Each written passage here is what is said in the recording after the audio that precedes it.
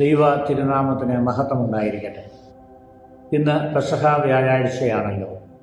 രഹസ്യങ്ങളുടെ വ്യാഴാഴ്ച എന്നും ഈ ദിവസത്തെ നാം വിളിക്കാറുണ്ട്. ഇന്ന് നമ്മുടെ കർത്താവിൻ്റെ വലിയ രക്ഷാകര രഹസ്യം അനാവരണം ചെയ്യപ്പെട്ട ദിവസമാണ്. കൃത്യമായി പറഞ്ഞാൽ നമ്മുടെ കർത്താവ് വിശുദ്ധ കുർബാന സ്ഥാപിച്ച ദിനം.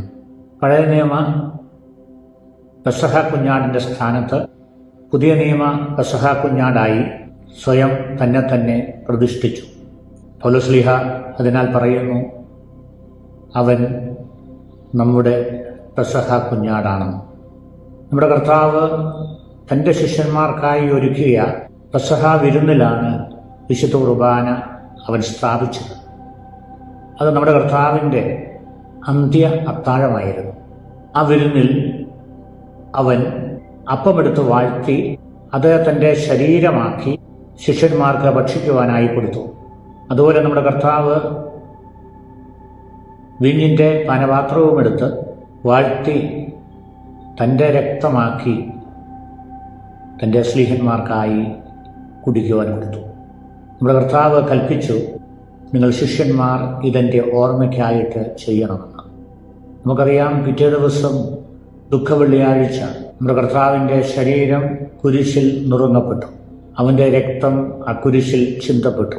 ആ രക്ഷാകര കർമ്മത്തിൻ്റെ അനുഷ്ഠാന കർമ്മമാണ് നമ്മുടെ കർത്താവ് പെസഹ വ്യാഴാഴ്ച ഈ കർമ്മങ്ങളിലൂടെ ചെയ്തത്. ആദിമസഭ ഈ അനുഷ്ഠാന കർമ്മം കർത്താവിൻ്റെ കൽപ്പനയനുസരിച്ച് തുടർന്നുകൊണ്ടേയിരുന്നു.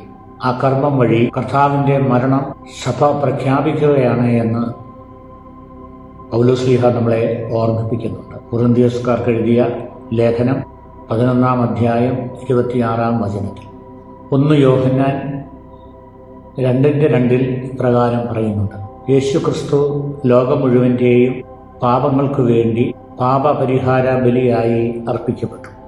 സ്നാപക യോഹന്നാൻ യേശുവിനെ നോക്കി പറഞ്ഞു, ഇതാ ലോകത്തിൻ്റെ പാപം വഹിക്കുന്ന ദൈവത്തിൻ്റെ കുഞ്ഞാട് എന്ന്. യോഹന്നാൻ ശ്ലീഹ ഈ യേശുവിനെ വെളിപാട് പുസ്തകത്തിൽ ഇപ്രകാരം പരിചയപ്പെടുത്തുന്നു, അവൻ അറക്കപ്പെട്ട കുഞ്ഞാടാണ്, ദൈവത്തിൻ്റെ സിംഹാസനത്തിൽ ഇരിക്കുന്ന കുഞ്ഞാട്.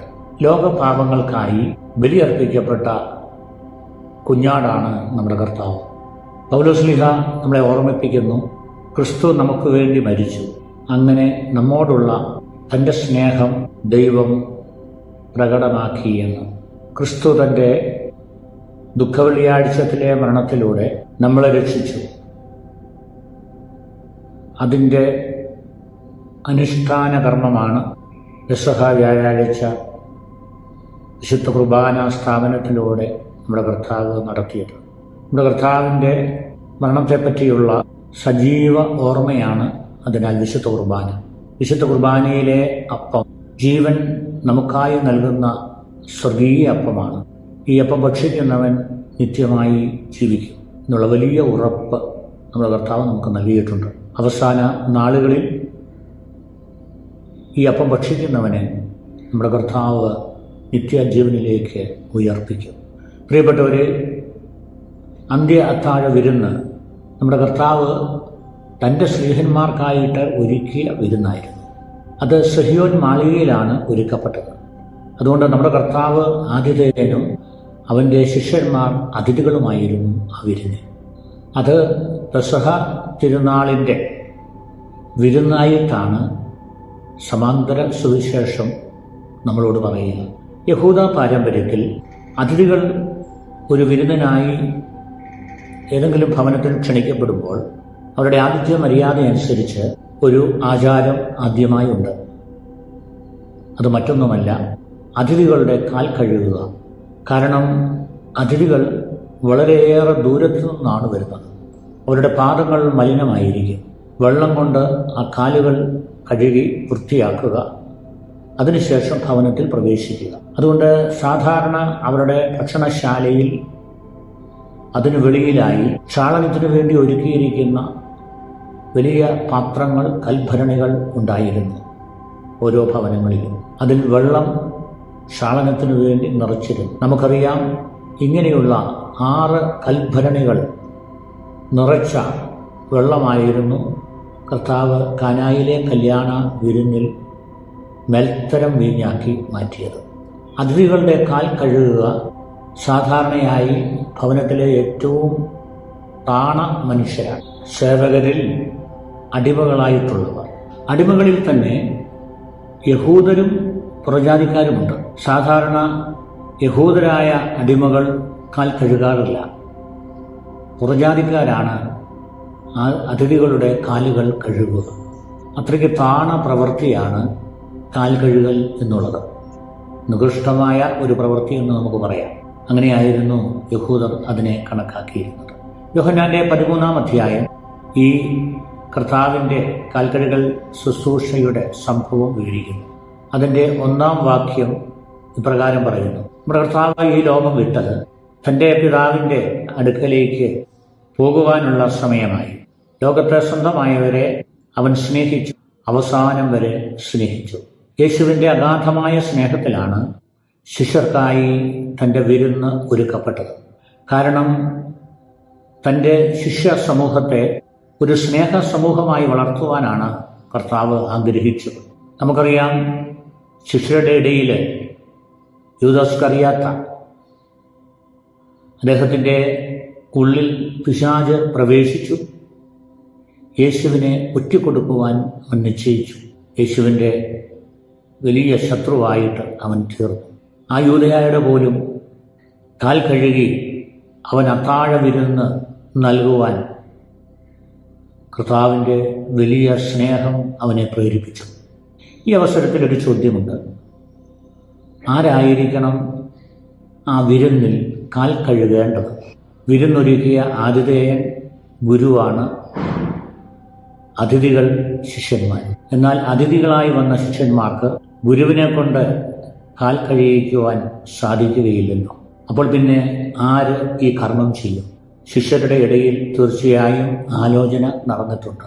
പ്രശ്നം, ഏറ്റവും താഴ്ന്ന ആളായിരിക്കണം കാൽ കഴുകൽ നടത്തേണ്ടത്. അക്കാലത്ത് ശിഷ്യരുടെ ഇടയിൽ ഒരു വലിയ തർക്കം ഉണ്ടായിരുന്നു. ആ സജീവമായ തർക്കം മറ്റൊന്നുമല്ല, ആരാണ് തങ്ങളിൽ വലിയവൻ എന്ന ചോദ്യം. ഇക്കാര്യത്തിൽ അവർ തമ്മിൽ ഏറ്റുമുട്ടിയിരുന്നു. അതിന്റെ സൂചനകൾ സുവിശേഷത്തിലുണ്ട്. ഉദാഹരണം പറഞ്ഞാൽ, സബദീപുത്രന്മാരുടെ അമ്മ യേശുവിന്റെ അടുക്കൽ ഒരു ശുപാർശയുമായി വന്നു. യേശുവിന്റെ രാജ്യം സ്ഥാപിതമാകുമ്പോൾ അവന്റെ സിംഹാസനത്തിന് വലതുമിടത്തും അവന്റെ ശിഷ്യന്മാരായ തൻ്റെ മക്കള് യാക്കോബിനെയും യോഹന്നാനെയും ഇരുത്തണം എന്നായിരുന്നു ആ അമ്മയുടെ ശുപാർശ.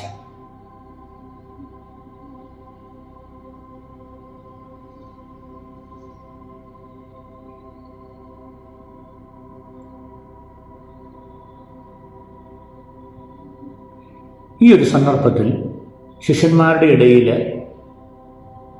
ആരാണ് ഏറ്റവും ചെറിയവൻ, അവനായിരിക്കണം കാൽ കഴുകേണ്ടത് എന്നുള്ള ചോദ്യം പ്രസക്തമായി വന്നു. സത്യത്തിൽ ആരും തന്നെ കാൽ കഴുകുവാൻ തയ്യാറായില്ല. ഗുരുവിൻ്റെ കാലും ആരും കഴുകുകയില്ല. അതുകൊണ്ട് തീർച്ചയായും കാൽ കഴുകാതെ ആയിരിക്കണം അവരെല്ലാവരും അന്ന് ഗുരുവിൻ്റെ ആ വിരുന്നിൽ പങ്കെടുത്തത്. അതുകൊണ്ട് തന്നെ ഗുരുവിന് കാൽ കഴുകൽ കർമ്മം സ്വയം ഏറ്റെടുത്ത് അത്താഴത്തിനിടയിൽ നടത്തേണ്ടതായി വന്നു. ലൂക്കോസിന്റെ സുവിശേഷം 22-ാം അധ്യായത്തിൽ അന്ത്യ അത്താഴ ആ വേളയിൽ യേശു ശിഷ്യരെ പഠിപ്പിച്ചതായ ഒരു കാര്യമുണ്ട്. ആരാണ് തങ്ങളിൽ വലിയവൻ എന്ന ചോദ്യത്തിന് ഉത്തരം. യേശു ശിഷ്യരെ പഠിപ്പിച്ചു, അധികാരം ഉള്ളവനാണ് ഒരു സമൂഹത്തിലെ വലിയവൻ. വിജാതിയുടെ ഇടയിൽ അധികാരമുള്ളവൻ അവരുടെ മേൽ ആധിപത്യം സ്ഥാപിക്കുന്നു. യേശു പറഞ്ഞു, എന്നാൽ നിങ്ങളുടെ ഇടയിൽ അങ്ങനെ ആയിരിക്കരുത്. അധികാരമുള്ളവൻ വലിയവനാണ്, അവൻ ഒന്നാമനാണ്. എന്നാൽ അവൻ അവസാനത്തവനായിരിക്കണം, എല്ലാവരുടെയും ദാസനായിരിക്കണം. അവൻ ഏറ്റവും ചെറിയവനായിരിക്കണം. അവൻ മറ്റുള്ളവർക്കെല്ലാം സേവനം ചെയ്യുന്നവനായിരിക്കണം. കർത്താവിൻ്റെ അന്ത്യത്താഴത്തെ വിരുന്നിൽ ആരാണ് വലിയവൻ? യേശു പറയുകയാണ്, ഭക്ഷണത്തിനിരിക്കുന്നതായ എൻ്റെ ശിഷ്യന്മാരായ നിങ്ങളാണ് വലിയവർ. ഞാൻ ആതിഥേയനാണ്, അതിനാൽ ഞാൻ നിങ്ങളുടെ പരിചാരകനാണ്. അതുകൊണ്ട് ഞാൻ ഏറ്റവും ചെറുവനെ പോലെ നിങ്ങൾക്ക് ശുശ്രൂഷ ചെയ്യുന്നവൻ ആയിരിക്കണം. അതുകൊണ്ടാണ് നമ്മുടെ കർത്താവ് ഒരു ദാസനെ പോലെ ശിഷ്യന്മാരുടെ കാലുകൾ കഴുകുവാൻ തയ്യാറായത്. പ്രിയപ്പെട്ടവരെ, ആശ ആഴ്ചയിൽ നമ്മുടെ കർത്താവ് സ്വയം വെളിപ്പെടുത്തിയത് കർത്താവ് ദൈവത്തിൻ്റെ ദാസൻ എന്ന നിലയിലാണ്. യേശുവിന് 700 വർഷങ്ങൾക്ക് മുൻപ് യെശയ്യാ പ്രവാചകൻ നമ്മുടെ കർത്താവിനെ കുറിച്ച് ഇപ്രകാരം പ്രവചിച്ചു: അവൻ കർത്താവിൻ്റെ ദാസനായിരിക്കും. 4 പ്രവചനങ്ങളാണ് ഇതേപ്പറ്റി യെശയ്യാ നമ്മളോട് പറയുക. കർത്താവിൻ്റെ ദാസൻ ലോകത്തെ രക്ഷിക്കുന്നവനാണ്. ദൈവം അവനെ അഭിഷേകം ചെയ്ത് അയച്ചിരിക്കുന്നവനാണ്. അവൻ ജനത്തിൻ്റെ മുഴുവൻ പാപം ഏറ്റെടുക്കുന്നവനാണ്. പാവപരിഹാര ബലിയായി തൻ്റെ ജീവനെ തന്നെ സമർപ്പിക്കുന്നവനാണ്. നമ്മുടെ പകരക്കാരനാണ്. നമുക്ക് വേണ്ടി പീഡയേറ്റ് മരിച്ചവനാണ്. അവൻ പാപം ചെയ്യാത്ത നിഷ്കളങ്കനാണ്. എങ്കിലും നമ്മുടെ പാപഭാരം മുഴുവൻ ദൈവം അവൻ്റെ മേൽ ചുമത്തി. അവൻ നമ്മളുടെ രക്ഷയ്ക്ക് വേണ്ടി ബലിയായി തൻ്റെ ജീവനെ സമർപ്പിച്ചു. അന്ത്യ അത്താഴ വേളയിൽ ആശ ആഴ്ച മുഴുവൻ കർത്താവിൻ്റെ ദാസന്റെ രൂപത്തിലാണ് നമ്മുടെ കർത്താവായ യേശു ക്രിസ്തു സ്വയം വെളിപ്പെടുത്തിയത്. അവൻ അന്ത്യത്യാഴ വേളയിൽ അപ്പമെടുത്തിട്ട് നമ്മളോട് പറഞ്ഞത്, ഇത് നിങ്ങൾക്ക് വേണ്ടി വിഭജിക്കപ്പെടുന്ന എൻ്റെ ശരീരമാണ്. വീഞ്ഞെടുത്തിട്ട് പറഞ്ഞത്, ഇത് നിങ്ങൾക്ക് വേണ്ടി ചിന്തപ്പെടുന്ന പുതിയ ഉടമ്പടിയിലെ എൻ്റെ രക്തമാണ്. അപ്പോൾ നമുക്ക് വേണ്ടിയിട്ട് തൻ്റെ ശരീര രക്തങ്ങൾ കർത്താവ് വിഭജിച്ചു തരുന്നവനാണ്. മനുഷ്യവംശത്തിൻ്റെ മുഴുവൻ രക്ഷയ്ക്ക് വേണ്ടി തൻ്റെ ജീവനെ സ്വയമായി അർപ്പിച്ചവനാണ് നമ്മുടെ കർത്താവ്. അതുകൊണ്ട് കർത്താവിൻ്റെ ദാസൻ എന്ന യെശയ്യാ പ്രവാചകന്റെ തിരുവെഴുത്ത് യേശു ക്രിസ്തുവിൽ നിറവേറപ്പെടുകയാണ്. യേശു പറഞ്ഞു, ഞാൻ വന്നിരിക്കുന്നത് ശുശ്രൂഷിക്കപ്പെടുവാനല്ല, ശുശ്രൂഷിക്കുവാനാണ്. അനേകർക്ക് വേണ്ടി എൻ്റെ ജീവനെ മോചന ദ്രവ്യമായി നൽകുവാൻ. അന്ത്യ അത്താഴവേളയിൽ യേശു അക്ഷരാർത്ഥത്തിൽ ദാസനായി മാറുകയാണ്. അവിടെ നടന്നതായിട്ടുള്ള കർമ്മങ്ങളെ നമുക്കൊന്ന് പരിശോധിക്കാം. യേശു എങ്ങനെയാണ് ശിഷ്യന്മാരുടെ കാലുകൾ കഴുകിയതെന്ന്. ആദ്യമായി യേശു പന്തിഭോജനം നടന്നുകൊണ്ടിരിക്കുമ്പോൾ എഴുന്നേറ്റു. ശിഷ്യന്മാരുടെ കാല് കഴുകുവാനായിട്ടുള്ള തീരുമാനത്തോടു കൂടിയാണ് എഴുന്നേറ്റത്. കർത്താവിൻ്റെ വാക്കുകൾ നമുക്ക് ഓർക്കാം. നിങ്ങളുടെ ഇടയിൽ ഞാൻ പരിചാരകനെ പോലെയാണ്. തൻ്റെ മഹിമയുള്ള ഇരിപ്പിടം വിട്ട് ഗുരു ശിഷ്യന്മാരുടെ പാദം കഴുകുവാനായിട്ട് എഴുന്നേറ്റു. വീണ്ടും അവൻ തൻ്റെ മേലങ്കി മാറ്റി. എല്ലാ മഹത്വവും പ്രതാപവും അവൻ മാറ്റിവെച്ചു. തൻ്റെ എല്ലാ സ്ഥാനമാനങ്ങളും അവൻ ഉപേക്ഷിക്കുകയാണ്. വീണ്ടും അവൻ തുവാല അരയിൽ കെട്ടി. ദാസന്മാരാണ് തുവാല അരയിൽ കെട്ടുക. അത് സേവനത്തിനായി തയ്യാറാവുകയാണ്. ഒരു ദാസനായി മാറുവാൻ ശിഷ്യന്മാരുടെ ഗുരു സന്നദ്ധനാവുകയാണ് ഇവിടെ. വീണ്ടും നമ്മുടെ കർത്താവ് ശിഷ്യന്മാരുടെ പാദം കഴുകുകയാണ്. തുവാല കൊണ്ട് തുടച്ചു നീക്കുകയാണ്. ഒരു ദാസൻ എന്നതിലുപരി ഒരു അടിമയായി നമ്മുടെ കർത്താവ് മാറുകയാണ്. പൂർണ്ണമായ എളിമപ്പെടലാണത്. ഏറ്റവും താണതായ ജോലി ചെയ്യുവാൻ ശിഷ്യന്മാരുടെ മുൻപിൽ ഗുരു തയ്യാറാവുകയാണ്. തൻ്റെ ശിഷ്യന്മാരെ ശ്രേഷ്ഠരായി കർത്താവ് കാണുകയാണ്. എബ്രായക്കാരുടെ സുവിശേഷം എന്ന് പറയുന്ന സുവിശേഷേതര പുസ്തകത്തിൽ യേശു ശിഷ്യന്മാരുടെ പാദങ്ങൾ കഴുകി ചുംബിച്ചു എന്ന് പറയുന്നുണ്ട്. ചുംബനത്തിലൂടെ ദാസ്യവേലയുടെ നെല്ലിപ്പലക നമ്മുടെ കർത്താവ് നമുക്ക് കാണിച്ചു തരികയാണ്. ഈ സംഭവവേളയിൽ പത്രോസിൻ്റെ അടുത്ത് യേശു വന്നപ്പോൾ അവൻ തന്നെ കഴുകേണ്ട എന്ന് പറഞ്ഞുകൊണ്ട് ഗുരുവിനെ വിലക്കി. യേശു അവനോട് പറഞ്ഞു, ഞാൻ നിന്നെ കഴുകുന്നില്ല എങ്കിൽ എന്നോടുകൂടി നിനക്ക് പങ്കില്ല. പ്രിയപ്പെട്ടവരെ, പത്രോസിന് പോലും യേശുവിൻ്റെ രക്ഷയുടെ സേവനത്തിൽ നിന്നും അകന്നു നിൽക്കുവാൻ, അന്യനായി നിൽക്കുവാൻ കഴിയുകയില്ല.